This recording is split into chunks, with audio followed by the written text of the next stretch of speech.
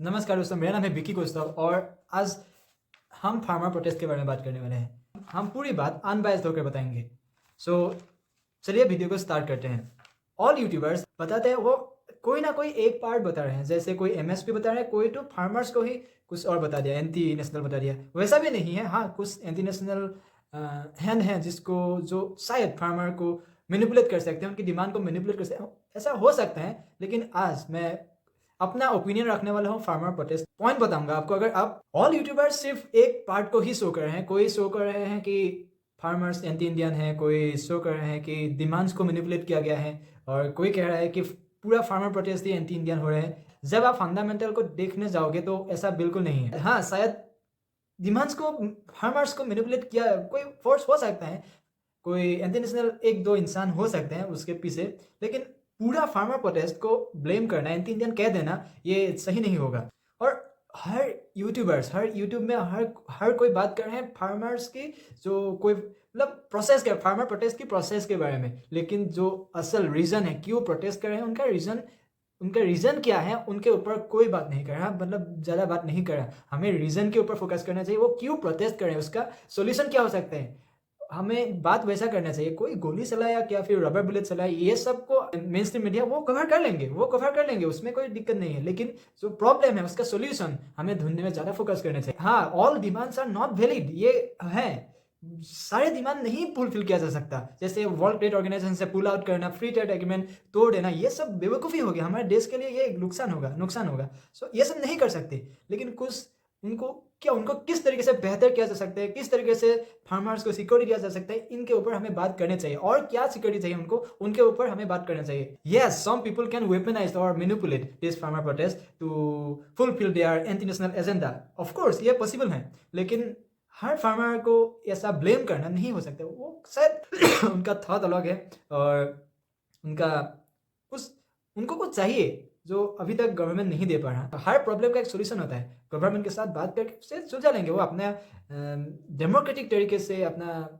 संविधानिक तरीके से अपना बात उठा रहे हैं। इलेक्शन से पहले उन्हें उठाने दीजिए, उनको डायरेक्ट एंटी नेशनल बोल देना सही नहीं होगा। लेकिन हाँ कोई फोर्स हो सकता है, मैं ये नहीं कह रहा कि हो सकता है, लेकिन नहीं भी हो सकते हैं। और हाँ all demands can not be valid, all demands are not valid, उनको फुलफिल नहीं किया जा सकता। जैसे पूरा क्रॉप्स पर एमएसपी लगा देना, ये नहीं हो सकता, क्योंकि अगर इसके फाइनेंशियल हम अगर फाइनेंशियल कैलकुलेशन करना चाहे तो बिलियंस ऑफ डॉलर्स का नुकसान हो जाएगा हमारा देश का, जो हमारी वापस आकर हमें ही वो धारा जाएगा। एमएसपी लीगलाइज नहीं किया जा सकता, हर क्रॉप्स पर एमएसपी नहीं किया जा सकता, उससे भारत को नुकसान होगा, वो भी बिलियंस ऑफ डॉलर में। हाँ इसके सोल्यूशन क्या सकते हैं, इसका सोल्यूशन हो सकता है सरकार के साथ बैठकर निगोशिएट कर।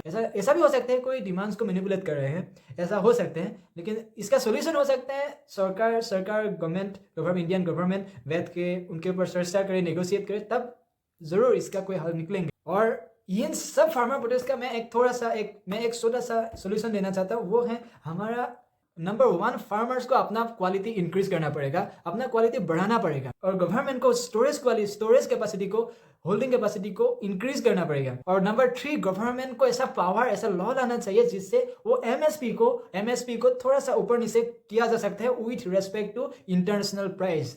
जो गैप है इंटरनेशनल प्राइस और हमारी इंडियन क्रॉप्स का प्राइस, वो एक बहुत बड़ा गैप है। उस गैप को गवर्नमेंट को थोड़ा सा पावर देना चाहिए, ताकि गवर्नमेंट सेंस कर पाए हमारे देश के भलाई के लिए। मान लीजिए रशिया में पर क्विंटल का प्राइस हो गया, पर क्विंटल गेहूं का प्राइस हो गया 1800 रुपीज, और बाकी देश में 1800 1900। लेकिन अगर इंडिया का प्राइस 2200 के आसपास हो जाएंगे, एमएसपी 2200 के आसपास हो जाएंगे, तो हर कंपनीज के लिए मतलब खरीदारी नहीं मिलेंगे है ना। मैं ऐसा बिल्कुल नहीं कह रहा कि हर क्रॉप्स पर एमएसपी लाने चाहिए, नहीं, ऐसा बिल्कुल नहीं करना चाहिए।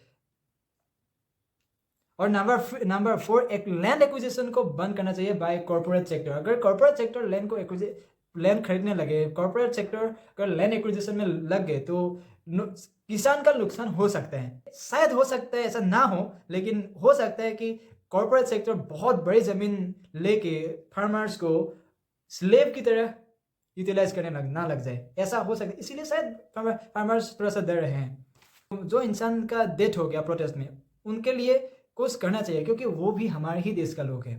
अगर वो मर भी गए हैं तो हमारे ही कोई भाई हैं, हमारे कोई पिता हैं, हमारे कोई चाचा चाची या फिर अंकल आंटी हैं। So those all peoples are Indian. So government को उनको उनके लिए कुछ करना चाहिए. Government should do something about them, और वन टाइम पैकेज और something like that. I don't know. लेकिन एक शर्त पर, उनका कोई प्रीवियस क्रिमिनल रिकॉर्ड्स नहीं है, तभी उनको वो फैसिलिटी मिलना चाहिए. अगर वो कोई एंटी नेशनल एजेंडा प्रमोट कर रहे हैं तो ऑब्वियसली उनको सजा मिलना चाहिए. हम कहीं नहीं चाहते, हम कभी नहीं चाहते हमारे देश में एंटी नेशनल मूवमेंट हो. ऐसा नहीं होना चाहिए. लेकिन जो प्रोटेस्ट इनोसेंट हैं, जो उनको सही में वो कुछ हक के लिए लड़ रहे हैं, उनको कुछ देना चाहिए, क्योंकि वो भी इंडियन ही है, वो भी हमारा भारतीय, हम में से कोई एक है. सो यही था मेरा बात. तो आपको कैसा लगा? तो आप बेटर हो सकते हैं, सो थोड़ा सा एडजस्ट कर लें.